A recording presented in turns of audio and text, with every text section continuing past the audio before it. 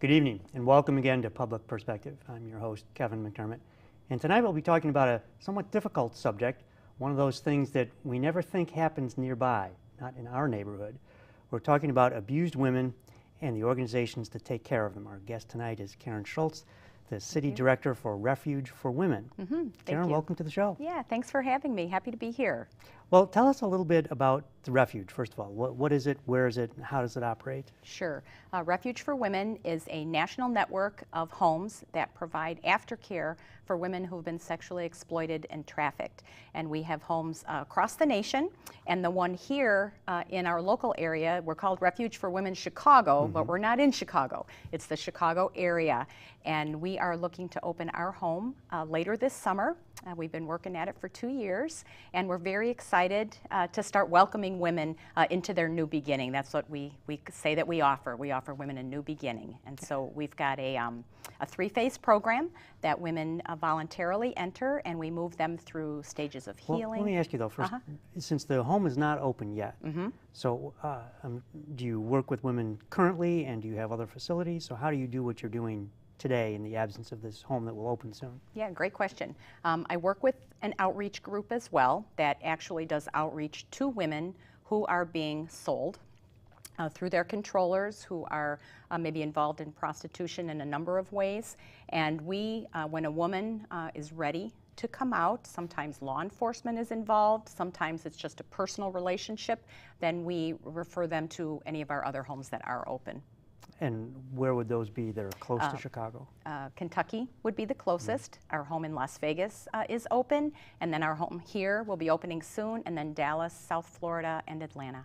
So I'm curious, when you talked about when you identify women who've been abused, how do you make that first contact? How do you find out who they are in the first place? Yeah, that's a really good question. I think everybody is fairly familiar with the human trafficking that happens around the world. Or at least they know of it. They know of it. It's a little different. You don't tend to think of it, as you mentioned, in your own neighborhood. And as I began to find out that that level of horrific trafficking happens right here in our Chicagoland area, in the suburbs as well, I thought I need to find out more about that and see what I can do. And so women in our area are sold online through Backpage. There are 400 ads each day that are put on. There are strip clubs all around the area, and there are escort services and massage parlors, to name a few. And so we directly go to where the women are and try to establish relationship with them. So you would go to, for example, a strip club and try to meet the women who are there and talk to them and find out why they're there, how they got there, do they want to stay there? It's a little, that comes way down the road. Basically, it's trying to love unconditionally, meet the women and love them where they are, because they have been lied to and manipulated for so long that who am I? They're not going to trust me. They don't trust anyone. Who am I? So we regularly meet them, get to know them, hear their story. They're people just like you and me with hopes and dreams and a history, and we just meet them right where they are and get to know them, and through a loving, unconditional relationship, they begin to open up, and then we can offer them a way out. I mean, I certainly understand the difficulty there. It seems to me sometimes as though it could be almost insurmountable. So if I had been seriously abused and had reached a point in my life where I really didn't trust anyone, why would I talk to you in the first place? I don't know you. Who are you? Why are you asking me about me? Yeah, yes. All that happens, right? Absolutely. We find that happening. So how do you break the ice? How do you get through that initial barrier? Being honest and real, so we don't put up any fronts or like a bait and switch. Just, hi, my name is Karen, and I'm working with an outreach to women, and we want you to know that we care about you and would just like to talk with you for a few minutes if you have time. And that usually opens up doors very slowly as we get to know the women. It is very hard. Some women are not ready to receive help. Some women feel very stuck in their position and like there's no way out. And so you need to persevere. And it has to come from your heart, because if it's not coming from your heart, it's a type of work that you'll give up on right away. You mean from your perspective? Yes. Yes. Yeah. So that leads me to the perfect question. What drew you into this? How did you get involved? About 2 years ago, 2014, in the summer, I can tell you, I was in a job that I loved, and thought I would be in forever till I retired. And then my eyes began to be open to what was happening in our area regarding human sex trafficking. And the more I learned, the more I knew I had to do something. And so I began to be involved with the outreach teams. And then I began to be involved with where the girls were being referred, and I got to know Refuge for Women. I spent some time at their Kentucky homes, and my heart was just so excited to see the transformation when women are given an opportunity to reconnect to who they truly are and to reconnect to their dreams. The transformation is nothing short of miraculous. And I just thought, I got to be a part of this and bringing it to this area.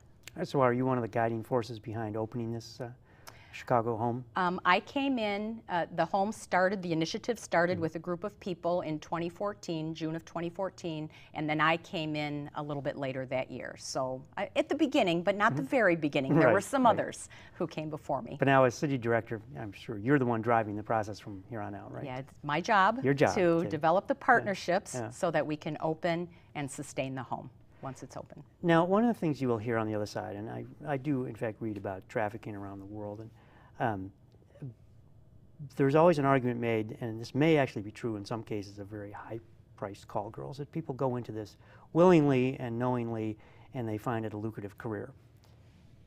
Is that ever true? And if it's true, what segment would it be true for? And can you reach those people as well, or would you attempt to reach those people? Yeah, it's a good question. It's not as common as you might think. 75% of prostitutes have a history of early childhood sexual abuse, and that type of trauma when you are very young sets you up to be very vulnerable to those who will prey on you, manipulate you, coerce you, trick you, trap you into that kind of a lifestyle. And the thing that I've learned too is that you have a child, the average age of a child entering the sex industry is between 13 and 14. And Wow. so when you have... Much too young to be making a decision like that. And they're not making the decision. Yeah, they're not. They're being either forced or drawn into manipulated. it. Yeah. And by the time they become 18, so between the ages of 13 and 18, if there's an intervention, the police come in, an educator, someone intervenes, there's a wealth of compassion and service. The day she turns 18, it becomes her choice, and she's criminalized. So according to the law, it's her choice, even though realistically it may not be. The chains are invisible, but the chains are there. Now, I will say, given the turmoil in the state of Illinois, the state of Illinois is on the forefront of decriminalizing women who have been prostituted and in trying to provide services to help them. So is that a good idea, to decriminalize prostitution? That's a bigger political question, but I would say yes, because then it opens up services, opportunities for services for the women. We have some women who, in the state of Illinois, who had prostitution arrest records. They wanted help, wanted to go to Refuge, to Kentucky, but they were not able to leave the state of Illinois because they were on probation. I mean, just some of those legal matters. So once we open our home, that will address some of those issues where women maybe, for whatever legal entanglements they have not been able to more easily leave the state. Now they don't have to. Right. So coming back to decriminalization, though, you know, as you know, this is a highly emotionally charged topic, and so I would imagine that the counter argument is, well, you're legitimizing it. You're saying it's okay. It's no longer a criminal action. It will now explode in popularity, and it will be a far worse problem once it's decriminalized than it is today. Do you feel that there's merit in that argument? And if so, why? If not, why not? Yeah, we're not talking about legalizing the practice of prostitution. But about, people will see it that way. But in many people's mind, decriminalization is equivalent to saying, oh, well, it's no longer criminal, it must be legal. Yeah. Well, it's a good talking point then, isn't it? Yes. Just to understand that we're focusing on the woman as a victim versus a perpetrator. And it might be, you know, more helpful to look at those who are selling the women and purchasing the women than the women themselves. And is that true today in the prostitution industry, I'll even call it an industry, are the procurers, the enslavers, the people who run it, are they as likely to be prosecuted as the prostitutes themselves? And I would leave that up to another show with law enforcement. They would have more of the expertise in that. But I think up to this point, I do think that is changing. And I will say the state of Illinois and Cook County are really making wonderful strides towards doing just what you said. I mean, I just so grateful, honestly, so grateful. So they would be a great one to have on your show. But I think it's very hard to go after those individuals because the women, you need to have someone give evidence, and the women are often very fearful. They're to terrorized to give cases, testimony. Right? So right, it's hard. The law enforcement has a hard job to do that. So is the idea of decriminalization then to allow social services, or actually society as a whole, to view these women as the victims that in so many cases they are, and to allow for a path out as opposed to a permanent criminal record for something that really you didn't choose to go into. It's absolutely you've been forced into, right? So it's not a matter of saying, oh, we think prostitution is just fine. It's a matter of handling the women. Focusing on the victim and providing pathways for victim services, easier pathways. Got it. So as you approach the women and you go to the strip club or wherever else you would try to make these contacts, the people who organize these things, the usually men who are making money off of this, I'm sure you must meet resistance from them. How do you work with that? I mean, a pimp is not going to want you talking to his women to try to get them to walk away from this trade. He's making money off of that. So how do you work with that situation? Well, I do not go onto the track areas where that might have the track, I'm not the roads, the places where the women would be outdoors publicly seeking where they're being sold. So I've not run into that myself. I would think that'd be a very dangerous situation. I would think so. I would think even in the strip clubs, though. I mean, the guys who own those are making money off of that. Yeah, it's a variety. I mean, it's all different. Every place is different. Every place has a different, I don't know, a personality. And we are not coming in to disrupt anyone's business. We are coming in to get to know the women and care for them. So it's a different, we're not coming in to bust anything up. Okay. So it's kind of hard to think about that. Well, I still see that as being, and I'm certainly not advocating on behalf of any kind of action. It just seems to me that it would be, and particularly because a lot of these institutions are at least marginally connected with the criminal underworld, that they don't like people coming in and doing anything that might threaten their business. And even something like saying, hey, I'm just getting to know your girls here, and you know, we're just talking. I would think that would create tremendous suspicion and put your safety in danger. It could, but honestly, our intent is to just be kind and loving and supportive of the women, and so. Well, so let's talk about that then. So you make contact with someone, and it's been however long, a few months, whatever it takes to build some sort of relationship.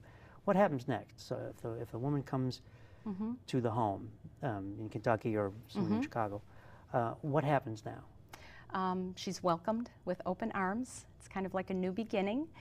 Actually, we have a new beginning party for her, but the work is very hard. So the home is broken up into 3 phases, the program, and the first phase is about healing, and so we contract with professional therapists. There are several classes throughout the day.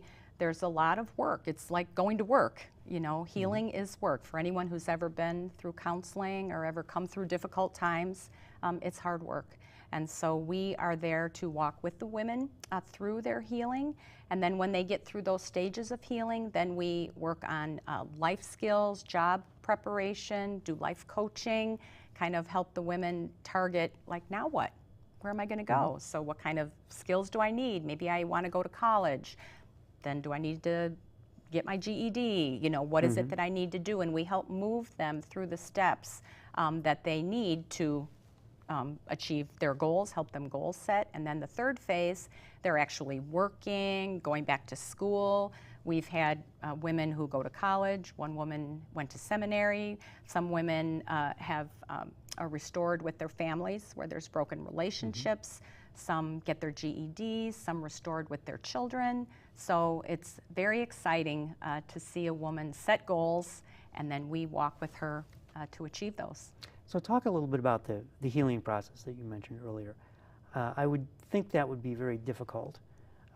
And what is it you're trying to heal? Is it the abuses that happened early in childhood, or what are you approaching in that area? Well, certainly we look at a woman's history. Every woman's story is different, just like your story is different. Everybody has a story. And we help her identify those places where there's in need of healing, whether it be from family of origin or through some of the things she's experienced through the sexual exploitation and the trafficking, because post-traumatic stress is a big part of what they are experiencing. We do have a professional counselor who handles that. And then we do certain programs within the home to complement what is going on with counseling, things like who you are, what is your identity. Your identity is not as that sex worker. Your identity is this, and trying to reconnect them to the things they love and they like to do. No one grows up thinking, I want to sell myself on the street. Right. No one grows up. So you have to kind of work your way back.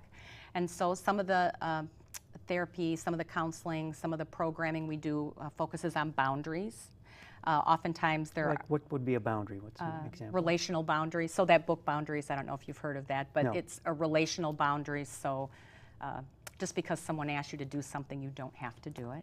So just learning how to identify where you can say no, where you can say yes. There are often recovery issues that are at hand. Recovery from substance abuse? From substance abuse. So we work with Celebrate Recovery, different 12-step programs, and that takes up a lot of time. I'm sure a lot it of does. Journaling, you know, so it takes a lot of time. So speaking of time, this process, I'm sure it differs from one woman to the next, but what kind of expectation is there if someone comes to your home? I'm sure there's at some point they graduate from this program. Is that 3 months, 6 months, 18 months? Our program, it's a 9-month program with an optional 3 months additional if a woman feels she needs a little extra time. We did have one woman so far who's graduated our program twice. So she went through, graduated, and started off in her new beginning and found that there were just some things that weren't quite addressed, and so asked if she could come on back. Absolutely. Once you're part of the Refuge family, you know, we're with you. We just want to keep cheering you on. So she came back through the program and now is doing great. So she's our only 2-time graduate. Okay. Yeah, is there any recidivism rate to women who come through and complete the program? Do they ever fall back into old patterns? Like all of us, right? Yeah, Sometimes it's like forward, back. If a woman graduates our program, we've been at this now for 5.5 years. So if a woman graduates our program, 95% of those who graduate do not go back into the life. That's very high. 77% of those who spend any amount of time past that initial probationary time in our program do not go back to a life of exploitation. But we like to think of it as we have a 100% success rate, because for every day that a woman is in our program, she is not being exploited, she is not being used. So every day is a victory. Now let's talk a little bit more about the trade, because I know people always think, well, that doesn't affect me and I don't know anyone who's doing that. But it's much more common than people expect, right? And we hear about the sex trade, we hear about sex slavery, and people think, oh, that, you know, slaves, we got rid of slavery in the Civil War, but we didn't, right? I mean, this still exists. So are these women in some sense owned? I mean, are they captured? Are they held in captivity? And I'm sure there's a range of possibilities, but in the most extreme cases, does that happen? Absolutely. I mean, there's a wide range. So some children are trafficked by their parents. Their parents? Their parents from a very young age. So you can imagine that level of trauma, and then that becomes all you know.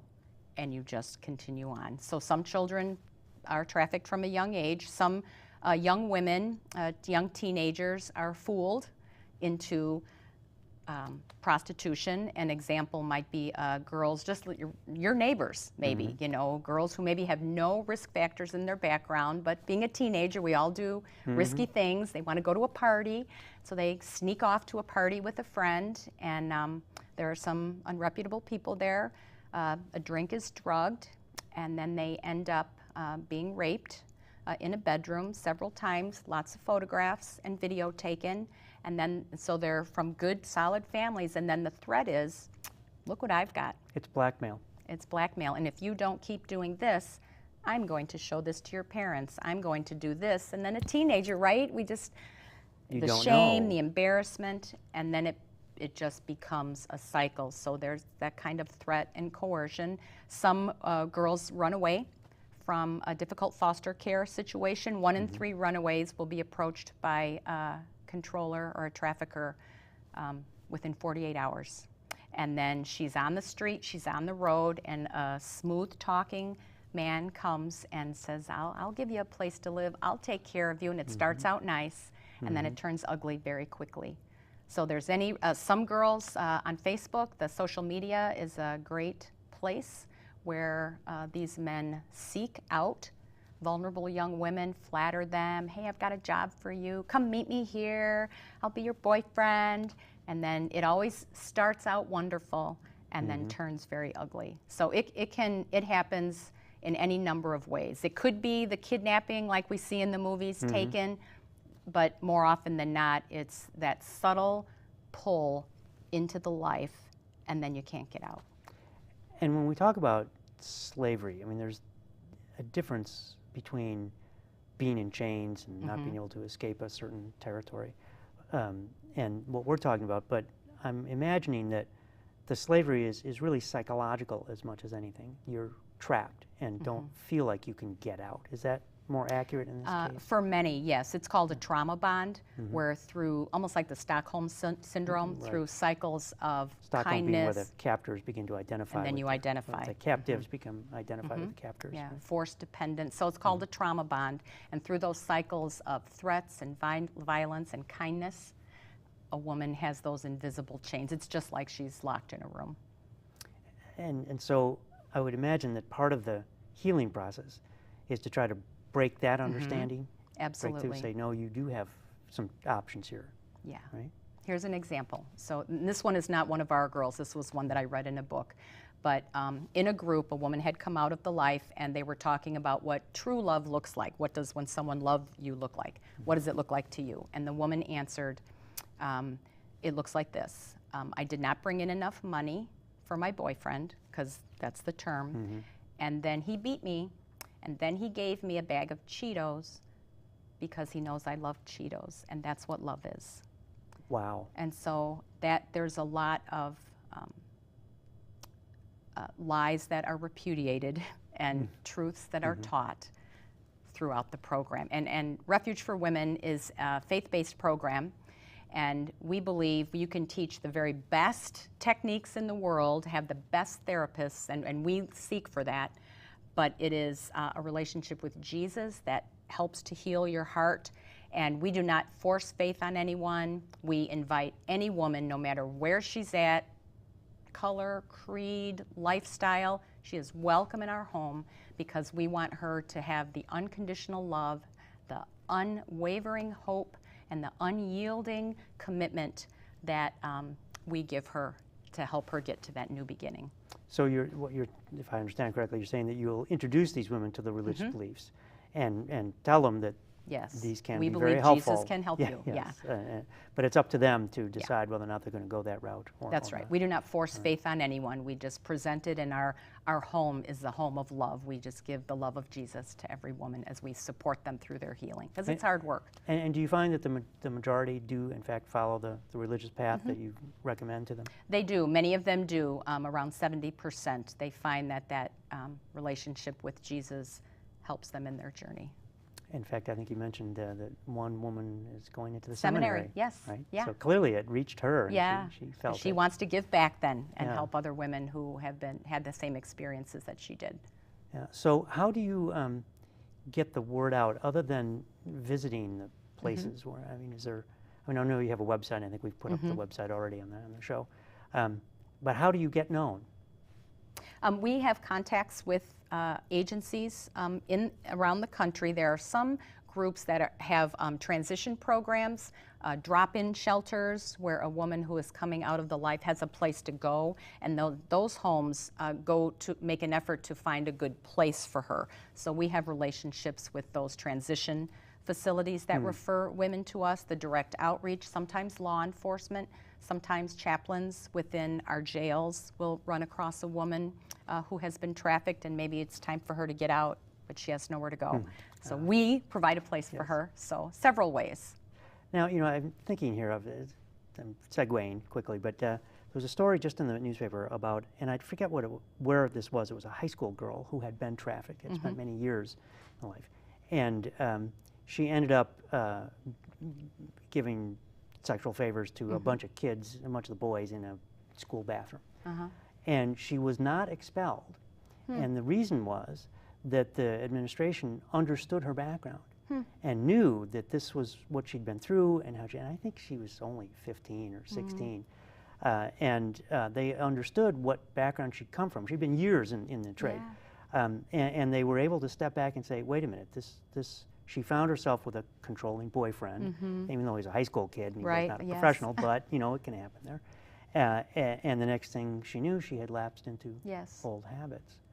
And so here was someone... And he's making the money off of it. Well, I was unclear whether he was actually making money or whether it was just a, you know, a high school prank that, hey, look what my girlfriend will do. Who knows? But those sorts of stories, and it was a, you know, respectable suburban high school. So I think those are the kinds of stories that you read that bring it back home. Absolutely. And there are, in the Chicagoland area, there are less than 30 beds that provide the specialized type of care that a woman or a minor needs to recover. So there are minor homes and there are adult homes. Ours are for women 18 and up. Okay. And what will be the capacity of the home when you open? By design, our homes are small. 6 will be our capacity because healing takes place best in a small, family-like environment. So, would a woman who comes in have to would you the expectation be that she would be a resident in the home, or do you have like essentially an outpatient? There's no, they live in the home. Okay. There's 24/7 staff, so I mean there's always one of our staff there the whole time, but the women live there through the duration of the program. 6, it seems like a small number. It does, but it's to those 6, it's everything. It's critical. And that's why we need more homes, because the successful homes for aftercare are small. You cannot do it in an institutional setting. You cannot. So you just have to keep growing from where you are. Have more homes. We hope to have more than this. Once we get this first one open, we hope to have another one and another one. Kentucky has 3. Well, Karen, I have to wish you the best of luck. Believe it or not, we're out of time already. All right. So it's a wonderful program. I wish you the best of luck in it. Thank you. And anything this show can do to help you out, we're more than happy to do. Yeah. So. Thank you. Just thank you for helping us get the word out. Oh, no problem. Okay. And thank you for joining us once again on Public Perspective. I'm your host, Kevin McDermott. We've been visiting with Karen Schultz, who is the City Director for Refuge for Women Chicago. This is Public Perspective. You can find us every Saturday night at 8 on Comcast Channel 19, and look for us on the web at publicperspective.tv. So till next time, thank you and good night.